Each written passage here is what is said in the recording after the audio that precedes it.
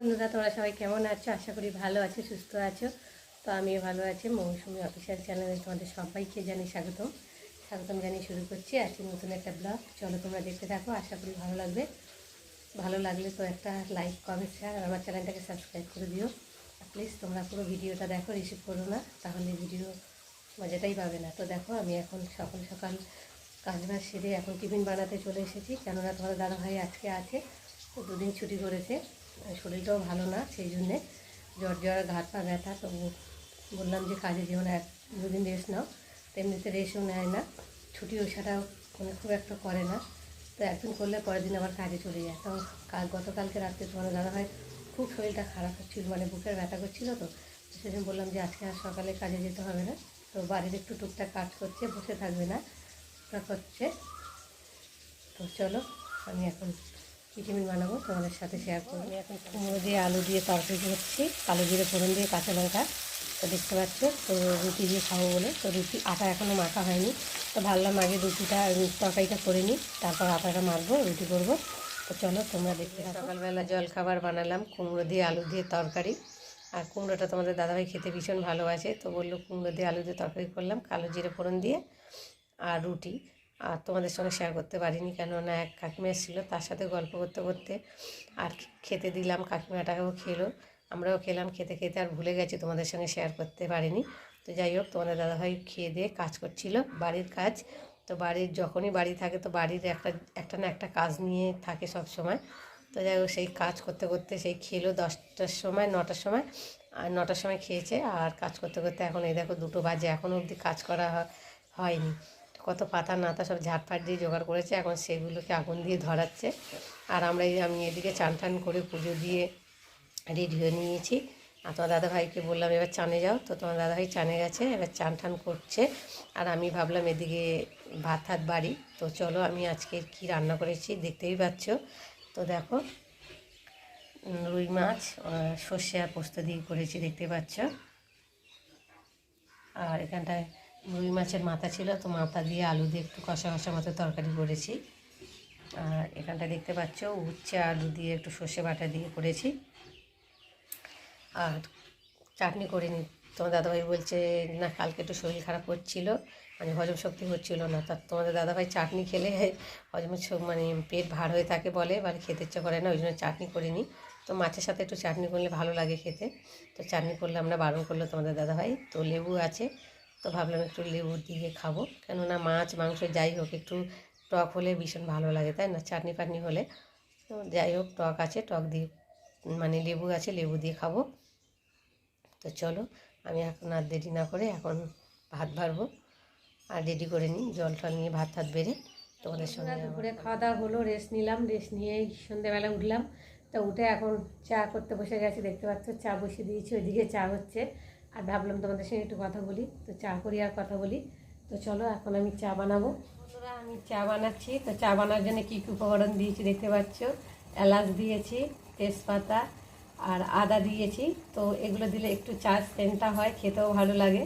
তো দেখো, ভালো করে এখন জল দিয়ে ভালো করে ফুটাচ্ছি, একটু ফুটিয়ে নিয়ে তারপর চা পাতা দেবো। তো চলো তোমরা দেখতে থাকো, চাটা আমি বানাচ্ছি। দেখো, চার জলটা ফুটে গেছে, আর এখন আমি চা পাতা দিয়ে দিচ্ছি অল্প করে, লিকার চা করবো তো সেই জন্যে, দুধ চা না। তো তোমরা দুধ চার মধ্যেও এই উপকরণগুলো দিয়ে খেতে পারো, ভালো লাগে খেতে, গন্ধ হয়, সেন্টটাও ভালো লাগে। তো দেখো, আমি এখন রঙ চা বানাচ্ছি। তো চলো, চা রেডি হয়ে গেছে, আর চা নিয়ে বসেও পড়েছি, এখন চা খাওয়া হবে। এখন আর টিফিন কী খাওয়া হবে পরে তোমাদের সঙ্গে শেয়ার করা হবে, দেখছি এখন। তো চলো এখন চা খেয়ে নিই। দেখো বন্ধুরা, চা খেলাম, তোমাদের সঙ্গে শেয়ার করলাম, সন্ধ্যাবেলা চা খেলাম, চা। আর এই দেখো, এখন বসেছি কী নিয়ে দেখতেই পাচ্ছ, আমসত্ত্ব।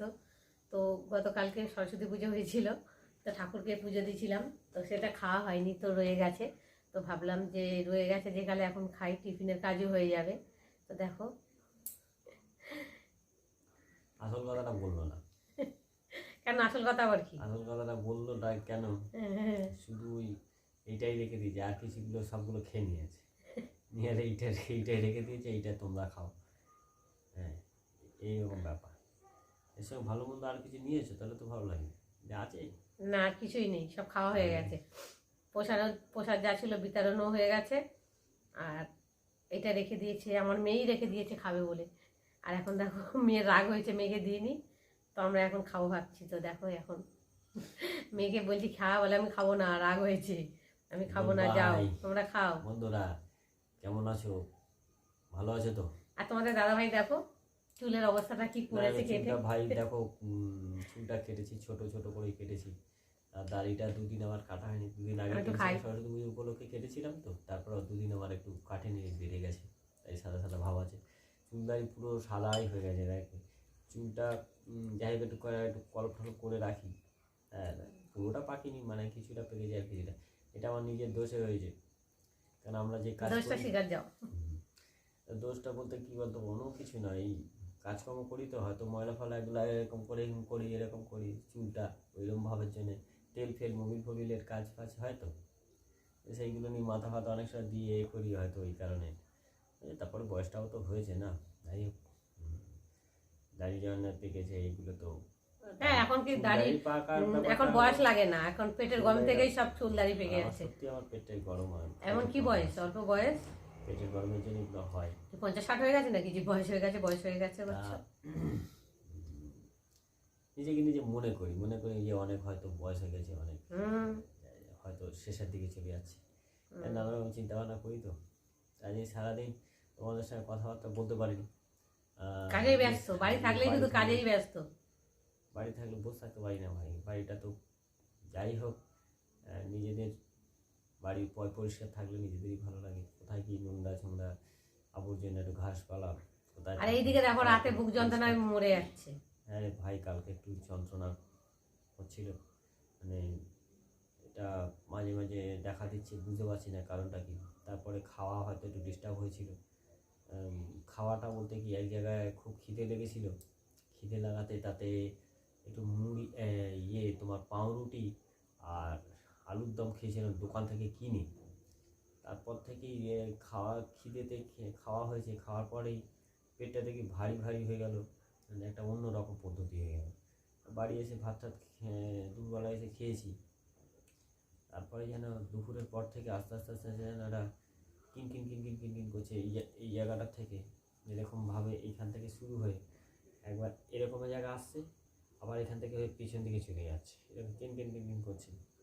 তারপর দেখি অতিরিক্ত দমটা ফেলছি, কিন্তু নিঃশ্বাস গ্যাসের ব্যথা, নিচ্ছি হা করে, গ্যাসের ব্যথা কি কিসের ব্যথা এখন বোঝা যাচ্ছে না। হাঁটাচলা করছি, ডাক্তার দেখাতে হবে বলছি, ডাক্তার দেখাও, বলছে না যাবো না ডাক্তার কাছে যাবো কেলে এক্সো করালে তাহলে তো বোঝা যাবে যে কি হয়েছে। কেননা এখন বুকের সমস্যা, মানে হার্টের সমস্যাও তো প্রত্যেক মানুষের এখনই হচ্ছে, তাই না? সেই জন্য বললাম একটু ডাক্তার দেখাও। আজকে ছুটি করেছিল, কাজে যায়নি, কাজ করলে তো বললাম কালকে ছুটি করো, ডাক্তার দেখাবো। কালকে বলছে না, কালকে কাজে যাবো, আবার পরে ছুটি করবো, তা যাবার করো। কাজ দুদিন কি কাজ বলবো? কমাই করেছি তো ভালো লাগছে না, কাজে আগে শরীর তারপর কাজ, তাই না? শরীর থাকলে আগে, তারপর কাজ অনেক পরে করা যাবে। আসে না কাজের মধ্যে যখন থাকি, কোনো চিন্তা ভাবনা, কোনো অন্য কোনো ঝামেলা অশান্তি যেন আসে না। বসে থাকলে যেন, এই যে বসে আছি তো তোমাদের সঙ্গে কথা বলছি, এখন একটু পজিশনটা অন্যরকম লাগছে, কিন্তু নিজে নিজে একা হয়ে গেলে একটু অন্যরকম ভাব লাগে, ভালো লাগে, চিন্তা করে বেশি, আর চিন্তা করলে এই সব রোগ সমস্যাটা বেশি দেখা যায়। বলছিলাম না, মানে একটা বাচ্চা ছেলে আমাদের এখানে পরিচিত, খাল, মানে দোকানটা খালি আছে তো, আমি কাছ থেকে এসে ট্রেন থেকে নেমে আর আসছি, তার সামনে দোকানটা খোলা আছে দেখলাম, তো ফাঁকা দেখলাম, স্বাভাবিক সেলুন দোকান খুব একটা ফাঁকা থাকে না, একটু বেলা হয়ে গেছে বলে আমি ঢুকলাম। ভাই দিত একদম সুন্দর করে, একদম ছোট করে দিত যাতে কিছু না থাকে। তা সে বললো এরকম করে দেবো, আমি হ্যাঁ এরকম এরকম করে দিয়েছে। আমার আমার ফ্যাশনের জন্য না, তো আমার নিজের সুবিধার্থীদের জন্য আমি চুলটাকে ছোট করেছি, এরকম মানে করে রেখেছি যাতে অসুবিধা না হয়, এই জন্য। এতে কি যায় আসে, চুলের সঙ্গে কি যায় আসে, কি বলো বন্ধু? যায় আসে? আমরা তো দেখো, আমরা ওই এইসব জিনিস নিয়ে কোনো চিন্তা ভাবনা ভাবি না, দোষ কী হবে না হয়। আমরা তো আর অফিস কাছারির কাজ করি না, এই দিনমজুরির কাজ করি, নিজে কাজে গেলে কাজ, না গেলে কাজ নেই, এই। হ্যাঁ, এটা আর কোনো অফিসার র্যাঙ্কের কাজ নয় যে বাবা ফিটফাট যেতে হবে, বুট শুট পরে যেতে হবে। সেরকম যদি কপাল করতাম তাহলে আর নিশ্চয়ই বুট শুট পরে যেতাম, বা সেইরকম পদ্ধতি হতো। আমি ওই রকম কাজ জানি না বা ওইরকম করি না, আমি নিজের কাজ নিজে করি। যখন কাজে যাই করি, না গেলে একটু ক্ষতি হয়, হ্যাঁ, চিন্তা করি যে গেলে একটু ভালো হতো, কাজটা হতো, বন্ধ থাকতো না, এইসব নিয়ে। আর তোমাদের কাছে আবার মৌসুমি অফিসিয়াল তোমাদের সঙ্গে বলে না যে আসো তুমি একটু কথাবার্তা বলো, তুমি কথা তাই বলো, কথা বললে ভালো লাগবে, মনটাও হ্যাঁ, ভালো তোমাদের লাগবে। সঙ্গে আর কথা বলে তোমাদের সাথে কথা বললে মনটাও ঠিক ভালো লাগবে, এটা ভালোও ঠিক হয়ে লাগবে। গেল। সেই হ্যাঁ জন্য বলি ভাই, কথা বলে একটু। একটু সবসময় একা হয়ে থাকে, মন মরা হয়ে থাকে, বাড়িতে থাকে। চিন্তা ভাবনাটা একটু আছে, খুবই চিন্তা ভাবনা। খুব চিন্তা একটা ভাবনা। কারোর সঙ্গে করি না ভাই, ওই ক্লাব বলো, হ্যাঁ, বন্ধু বান্ধব আছে, রাস্তাঘাটে আছে, কাজের জায়গায় আছে, তাদের সঙ্গে চলাফেরা করি, কথাবার্তা বলি। কোনো ক্লাবে গিয়ে আড্ডা মারা, ক্লাব খেলা বা তাস খেলা এসব ভালোবাসি না। জাস্ট কাজের মধ্যে থাকলে যে কীভাবে কাজ করলে এগিয়ে যাবে, এই সমস্ত দিক দিয়ে নিয়ে থাকি।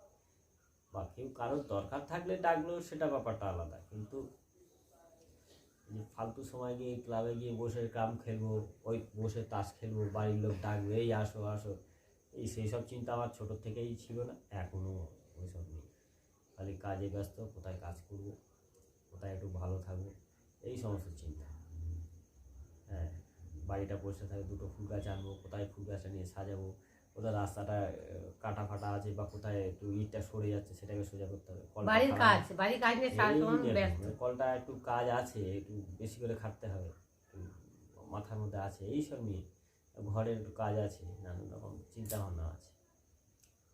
চিন্তা ভাবনাগুলো দূর কবে হবে ভগবান ঈশ্বর যেদিন মুক্তি করে তাকাবে, সেদিনকেই তোমাদেরকে নিয়েই, হ্যাঁ, কাজকর্মগুলো করবো, তোমাদের নিয়েই, তোমাদের জানাবো। সেই সব চিন্তা ভাবনাই আছে, অন্য কিছু নাই। মনের ভিতরে চিন্তা আছে।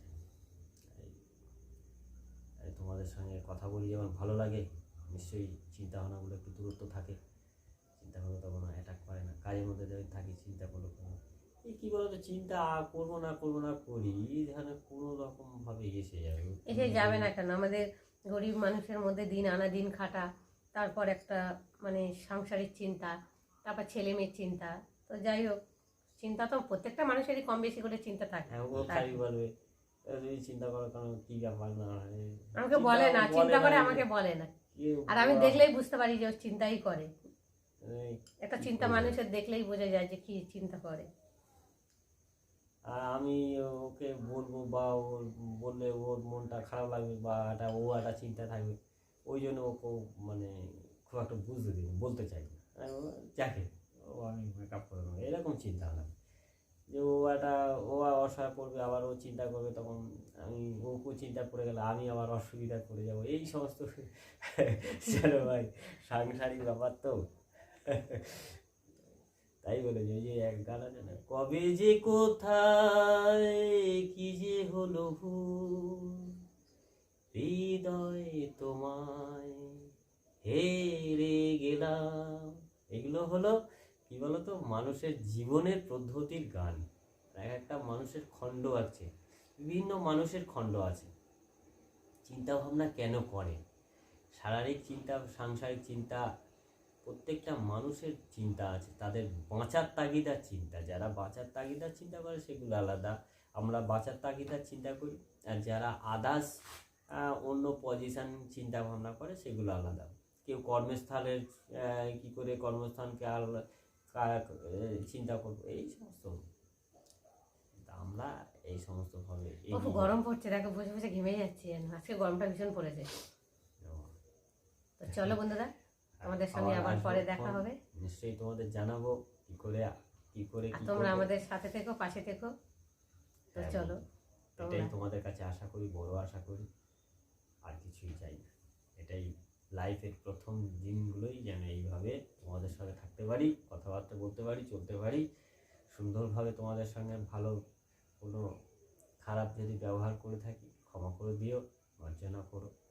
আর কিছু তোমাদেরকে দিতে পারবো না। এইগুলো আজকে দিনকে আমি স্থগিত রাখলাম, পরে আবার আসবো।